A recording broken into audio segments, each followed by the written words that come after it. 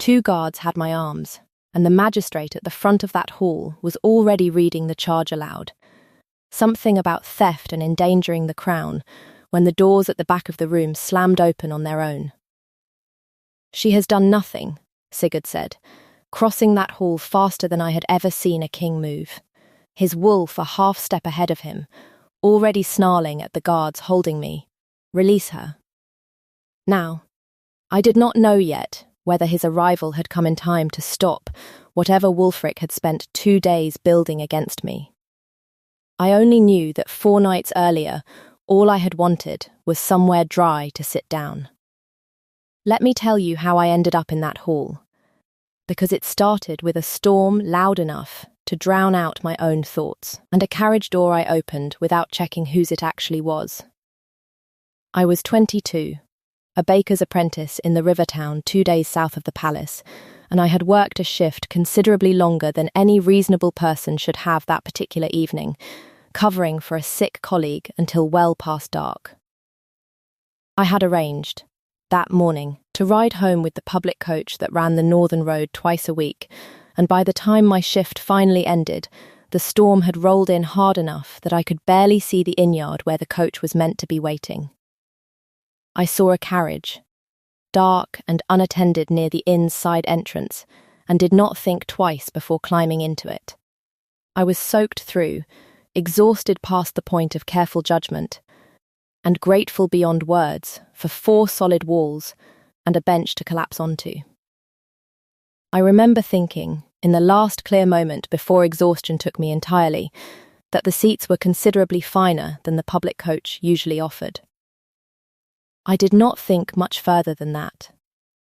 I was asleep within minutes. I woke to warmth and weight, and the particular disorientation of not immediately knowing where I was. The weight, I discovered, blinking myself awake in the grey early light, was an enormous wolf, curled protectively along the length of the bench beside me, its head resting against my knee with the total unbothered devotion of an old hound that has decided you belong to it now. I did the only sensible thing a person half asleep and confused finds available to her. I scratched behind its ears and told it, quietly, that it was a very good and very large dog, and settled back to sleep for another hour. Because whatever household this fine carriage belonged to clearly kept excellent animals, and I saw no reason to be alarmed by one of them. I woke properly some time later to the sound of several men arguing in low, urgent voices just outside the carriage door. "It will not move, Your Grace. We have tried everything short of physically dragging it, and I would not recommend attempting that given its current temperament. I am aware of its temperament, Orin. I am asking why it has decided to develop this particular temperament over an unconscious stranger in my own carriage." I sat up slowly, considerably more awake now, and found myself looking through the open carriage door at a tall, imposing man in travelling clothes, flanked by several visibly nervous attendants. All of them staring at the wolf still curled possessively across my lap, as though it had personally ruined their morning. "I am so sorry," I said, scrambling upright, dislodging the wolf with some effort. "I did not realise this was your carriage. I mistook it for the public coach in the storm last night. I will be on my way immediately, I promise. I did not mean to," the wolf, apparently unwilling to let this apology conclude in my departure, planted itself firmly between me and the open door, sat down, and looked up at the tall man with an expression that managed to convey, despite being an animal entirely incapable of speech, unmistakable defiance. "It appears," the tall man said, in the exhausted tone of someone narrating events he did not yet believe himself, "that my wolf has developed an opinion on the matter." "Your wolf," I repeated slowly. "I am King Sigurd," he said. "This is, apparently, my wolf, though I confess I have never once seen it behave like this in my entire life, and I would very much appreciate an explanation if you happen to have one, because I certainly do not." I did not have an explanation. I had, until roughly 30 seconds earlier, believed myself to be petting an unusually affectionate dog belonging to a wealthy stranger.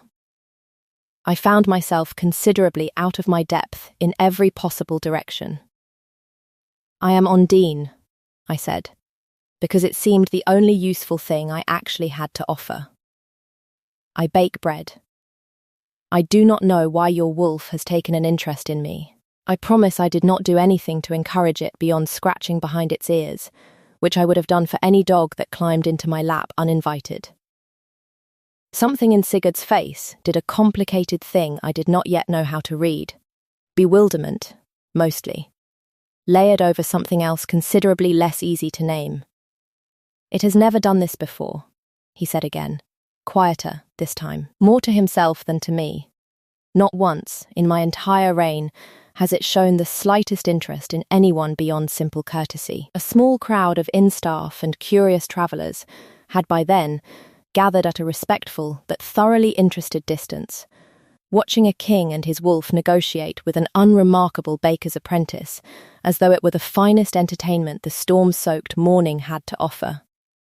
Orin, standing at his shoulder, cleared his throat delicately. "Your Grace, we are still parked at an inn yard, with considerable foot traffic. Perhaps this conversation continues somewhere less exposed." I looked down at the wolf, still sitting firmly between me and any hope of a quiet, unremarkable exit, and understood, with a sinking feeling, that my morning was about to become considerably more complicated than a missed public coach. I protested the entire arrangement, loudly and at length, informing anyone who would listen that a bakery did not run itself and that my absence would be noticed within the hour. No one seemed particularly moved by this argument, least of all the wolf, who simply pressed itself more firmly against my legs each time I attempted to explain my objections, as though sheer physical proximity might somehow settle the matter faster than words could. I was escorted, over my own repeated protests, to the palace itself, the wolf refusing to be more than an arm's length from me the entire journey, curling itself around my feet at every stop with a proprietary determination that made half the travelling party visibly nervous and the other half openly amused. "He has not eaten since yesterday," one of the younger guards confided to me quietly, during a brief stop to change horses. "He refused breakfast this morning because you were still asleep and he would not leave your side long enough to reach the food." I did not know what to do with the particular tenderness of that fact, so I simply reached down and scratched behind the wolf's ears again, and watched its tail thump once against the carriage floor in what I could only describe as satisfaction. Sigurd rode alongside the carriage for most of that journey, rather than inside it, which I understood, once I thought about it properly, was likely because his own wolf had rather thoroughly claimed the available seating. He came to find me himself, once we reached the palace, and I had been given a modest guest chamber to dry out properly in, still wrapped in the plain grey travelling cloak a kind attendant had lent me once my own soaked clothing was taken away to be cleaned. "I owe you an apology," he said, standing somewhat awkwardly in the doorway. "This is not how guests to my household are usually received, wolf-guarded carriage rides notwithstanding. I would say this is not how anyone's morning usually goes," I said, wolf included. Something flickered across his face, brief and startled, the closest thing to a genuine laugh I would come to learn he allowed himself easily. "That may be the single most accurate assessment of this entire situation I have heard yet." "May I ask," I said, because the question had been building in me since the inn yard, "why this seems to trouble you so much? Surely a king's wolf taking a shine to a stray baker is more amusing than alarming." His expression sobered slightly. "My wolf's judgment has never once been wrong about anything that mattered, in my whole life.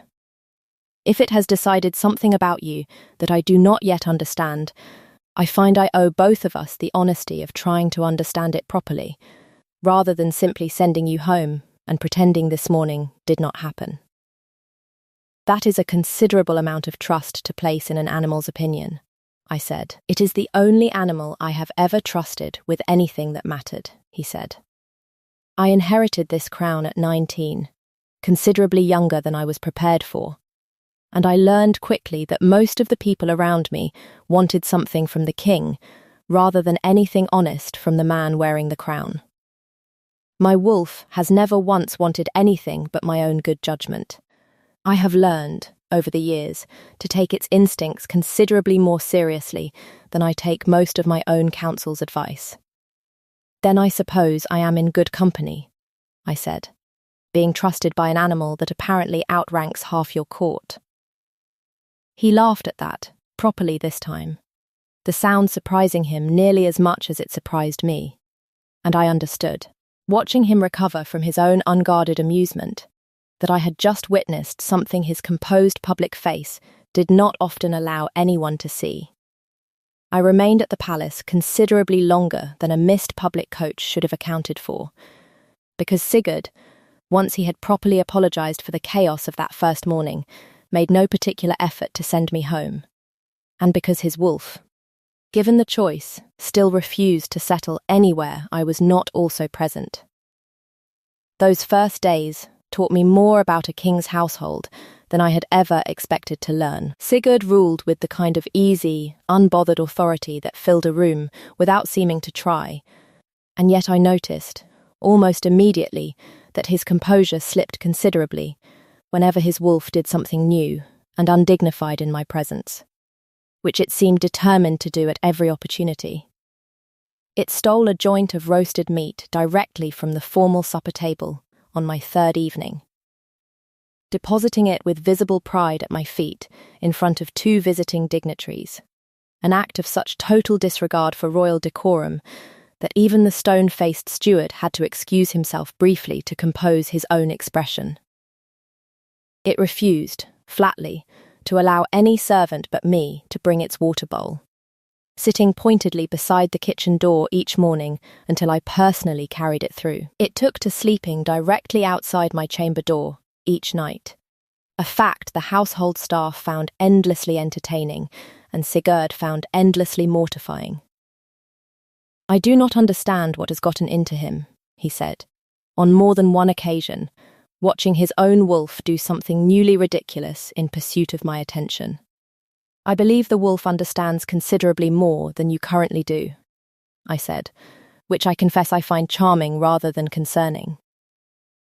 It was Orin who first explained to me, gently but plainly, exactly how tangled my sudden presence had become in matters I had no idea existed. "There is a betrothal under negotiation," he told me on the 5th day, choosing his words with the particular care of a man delivering news he suspected would not land gently. "To Lady Rhiannon of the Eastern Holdings, arranged by Lord Wulfric, the king's chief adviser, to secure trade rights along a pass this kingdom badly needs. Your presence, and the wolf's very public devotion to it, has become considerably inconvenient for a negotiation that was, until 4 days ago, proceeding smoothly." "I did not ask to become inconvenient," I said. "I am aware," Orin said. "I would simply ask you to be careful regardless. Lord Wulfric has invested a great deal of personal effort into that arrangement, and men who invest a great deal of effort into something do not enjoy watching it unravel over a baker's apprentice." I did not fully understand the weight of that warning until I met Lord Wulfric himself, 2 days later, in a corridor he had clearly been waiting in. He was pleasant in the particular way that makes a threat land harder than open hostility would, complimenting my composure, my modest bearing, the admirable novelty of the whole situation, before arriving, with practised smoothness, at the point. "It would be a considerable kindness," he said, "if you were to simply return home. The Crown would compensate you generously, of course. Considerably more than a baker's apprentice typically sees in a lifetime. It would spare you the burden of a court entirely unsuited to your upbringing, and spare this kingdom a diplomatic complication it can ill afford." "That is a great deal of concern for my burden," I said, from a man I have known for considerably less than 5 minutes. Something in his smile went very still. "Consider it, all the same," he said, and left without waiting for an answer. I found Sigurd that same evening and told him plainly what had been suggested to me. He has approached you already, Sigurd said, his jaw tightening in a way I had not yet seen from him. I suspected he might, once word of my wolf's behaviour reached him properly. I did not expect it this soon. Should I simply go home? I asked. It would resolve his negotiation cleanly enough. He was quiet a long moment, and when he answered, his voice had lost the careful, bewildered formality he usually wore around me. I do not want you to go home, he said. I have spent 5 days telling myself that my wolf's attachment is simply strange instinct, something to be managed rather than understood. I do not believe that any longer. I find I am considerably more interested in a baker's apprentice who scratches a stray wolf's ears without a second thought than in a betrothal arranged for trade rights I have never once been consulted properly about. I did not have an answer ready for that, so I said nothing. And let the quiet hold it, the way quiet had held most true things between us since the morning I woke in his carriage. If you want to find out whether Sigurd's advisers ever accepted a baker's apprentice sleeping her way, quite literally into a king's carriage, and what nearly happened to me once one of them decided I had become inconvenient, stay with me through to the end of this. Follow along, so you do not lose the thread of what happens when a king's wolf knows something before the king himself has caught up to it. I began, in the days that followed, quietly wondering why Wulfric's investment in that betrothal ran so deep, mostly because his corridor visit had not settled easily in my mind. It was Orin, cross-referencing the marriage contract's finer terms at my urging, who found the detail that finally mattered. Buried in a clause few beyond the negotiating parties had ever bothered reading closely was a substantial land grant promised to Wulfric's own family upon the marriage's successful completion. In exchange for his role in brokering it, a personal fortune considerably larger than his advisor's salary alone would ever provide. Contingent entirely on a wedding that my presence now threatened to derail. He has not been protecting this kingdom's trade interests, Orin said grimly. He has been protecting his own fortune, dressed up as diplomacy, and he stands to lose a great deal of it if this betrothal collapses. I sat with that discovery a long time, understanding, with the particular cold clarity of a fact rearranging everything around it, that Wulfric's pleasant corridor visit had never been about the kingdom's welfare at all. It had been about his own. I brought the finding to Sigurd myself that same evening. He read Orin's notes twice, his jaw tightening with each pass, and when he finally looked up, something in his face had gone colder than I had yet seen it. He has served my father before me, and myself since I took the crown, he said. I trusted him the way you trust a fixture that has simply always been in the room. I did not think to question whose interests a betrothal actually served, beyond the kingdom's own. He set the notes down carefully. I am considerably less forgiving of that oversight now than I was an hour ago. You did not know, I said. That is not the same as being careless. It is close enough that I do not intend to make the distinction comfortable for myself, he said. And I understood, watching him, that whatever came next, he would not be looking away from it easily. Wulfric moved first, and moved fast, once his polite request had clearly failed to move me. 2 days later, a formal accusation reached the household steward. A piece of the king's own silver, discovered, supposedly, hidden among my few belongings, planted evidence dressed up as a servant's honest discovery. I was brought before the household's own internal magistrate within the hour, the theft accusation formal enough that even Sigurd's intervention could not immediately dismiss it without proper proceeding. Sigurd's wolf, present through the entire questioning, growled low and steady at anyone who raised their voice at me, which did little to help the formal appearance of the proceedings, but considerably steadied my own nerves throughout it. I had never in my life stood accused of anything before that magistrate's bench. and I found the experience considerably more frightening than I let anyone see. My hands folded tightly in my lap, while strangers debated my honesty as though I were not present to defend it myself. It was the wolf's steady, warm weight against my leg, refusing to let anyone forget it was there. That kept my voice from shaking when I was finally asked to speak in my own defence. The silver was traced, within a day, to Wulfric's own household stores rather than the royal treasury it was meant to appear stolen from, a detail one sharp-eyed steward noticed simply by the maker's mark pressed into its base. The false accusation collapsed as quickly as it had been raised. Though I understood, watching Wulfric's composure barely flicker at the failure, that he was not a man who accepted a single setback as a final defeat. His second move came 4 nights later, and it very nearly succeeded entirely. A formal charge reached the Crown's own court this time, not simple theft, but a considerably graver accusation, that I had been sent, deliberately, by a rival territory, to endanger the king through some vague and unspecified scheme. My sudden appearance in his carriage recast as calculated infiltration, rather than a storm-soaked accident.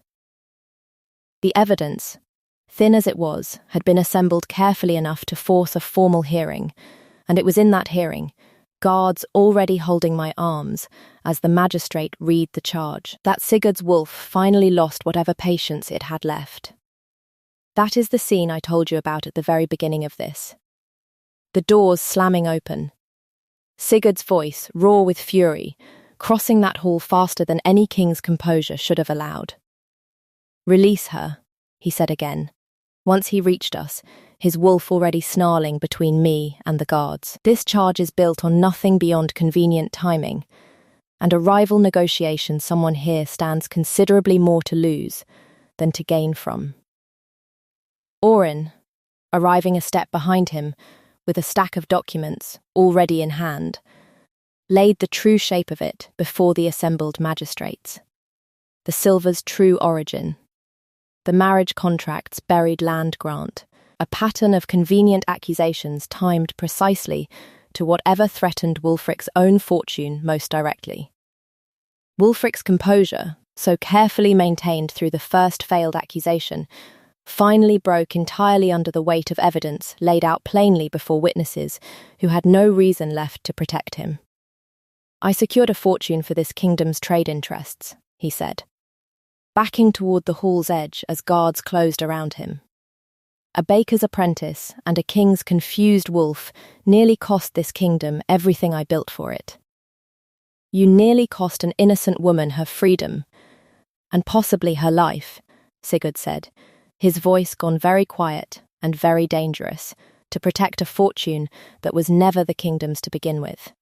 "I would ask this court to consider whether a man that willing to fabricate charges against an innocent woman was ever truly serving anyone but himself." He had no answer ready for that, in front of witnesses who would very much repeat every word of it by morning. I watched the magistrates who had, only minutes earlier, been prepared to convict me on his word alone, now exchange the particular uneasy glances of people realizing exactly how close they had come to condemning an innocent woman on the strength of a trusted man's careful lies. Wulfric was stripped of his position and his standing that same hour, his household investigated in full, and the betrothal to Lady Rhiannon quietly dissolved once the coercion and personal profit behind its arrangement came fully to light. He was escorted from the palace before dawn, in considerably less finery than he had worn arranging his own fortune behind everyone's back for the better part of a year. Sigurd found me afterward in the same modest chamber where all of this had first begun. His wolf curled contentedly at my feet at last, without any argument required, holding the plain grey travelling cloak I had never quite returned. "I have spent 9 days trying to prove to you that my wolf's judgment was not simply confusion," he said. "I do not think nearly losing you to a fabricated charge was the demonstration I had intended." "It worked anyway," I said, "though I would ask you not to repeat it. I do not intend to make a habit of it.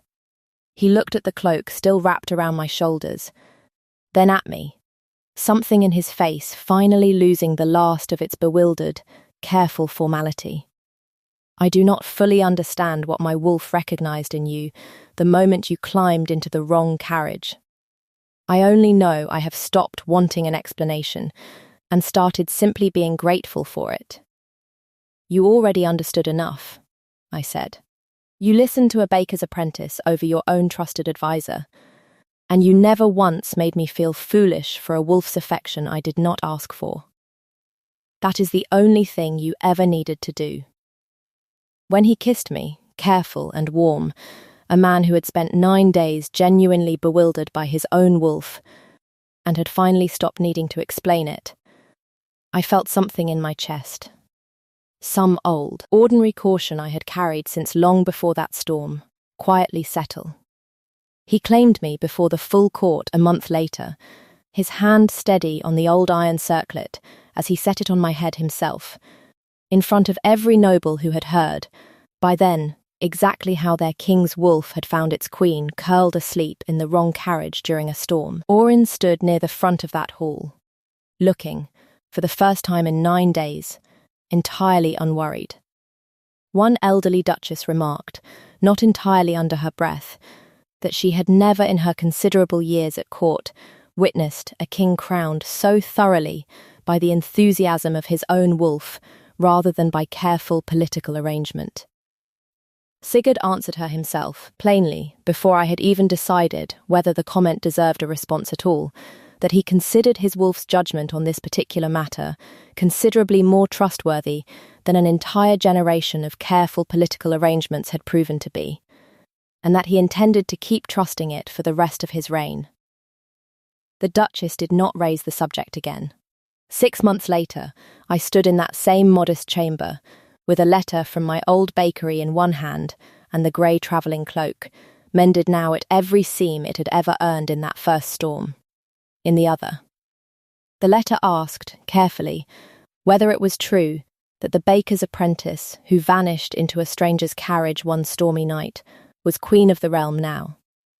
I wrote back that it was true, and that the bread, if anyone was curious, was still better than anything the palace kitchens had managed since. Orin had stopped bracing every time Wulfric's name came up in court proceedings, mostly now that the man sat stripped of standing, rather than quietly enriching himself at the crown's expense. The marriage negotiation process itself had been formally revised at Sigurd's own insistence. Every future contract required to be reviewed by more than one advisor before any terms were finalised. And Sigurd's court, once so startled by a wolf's chaotic devotion to a sleeping stranger, had quietly gotten used to the sight of their king's wolf, still occasionally undignified, curled contentedly at his queen's feet through even the most formal of council sessions. I had returned to my old bakery twice in those 6 months, insisting on kneading dough myself, despite Orin's visible discomfort at the notion of a queen with flour on her hands. And I found I had no intention of giving up the habit, simply because a crown now sat on my head some days, instead of a baker's apron. Sigurd came with me the second time, watching with obvious fascination as I demonstrated the proper technique for working a stubborn dough, and declared, afterward, that he finally understood exactly what quality had first made his wolf so thoroughly unable to let go of me. My hands, he said, did not know how to be idle in the presence of something that needed care, whether it was bread, or a wolf, or, apparently, an entire kingdom's worth of careful attention he had not realised he needed until I arrived. The wolf itself, now considerably more settled than it had been in those first chaotic days, still insisted on greeting every returning cartload of flour from my old bakery personally, sniffing each sack with the same solemn thoroughness it had once shown my own sleeping self, as though determined never again to let something important pass through the palace gates without its full and undivided attention. I ran my fingers along the mended seams of the grey cloak and thought about the woman who had climbed into the wrong carriage on an ordinary stormy night. Certain of nothing, except that she needed somewhere dry to sit down for a few minutes before continuing her long walk home. She had no idea, that exhausted evening, that the wrong carriage was about to become the exact right one. She only knew she was too tired to check twice before climbing inside. I like to think she would be glad, now, that she never learnt to check more carefully. Do you think Sigurd's wolf would have found me eventually, one way or another? Or was it simply fortunate that a very tired baker chose that particular carriage on that particular night? Tell me your theory in the comments. And if you want to stay in this storm a little longer, comment the wrong carriage, and I will know exactly what you are asking for. Thank you for climbing into that carriage with me. Wherever you are listening from tonight, welcome to Sigurd's Court. Follow along for the next story from this side of the border. There are more kings in these hills whose wolves know exactly what they want, long before anyone bothers explaining it to them, and I intend to tell you every one of their stories.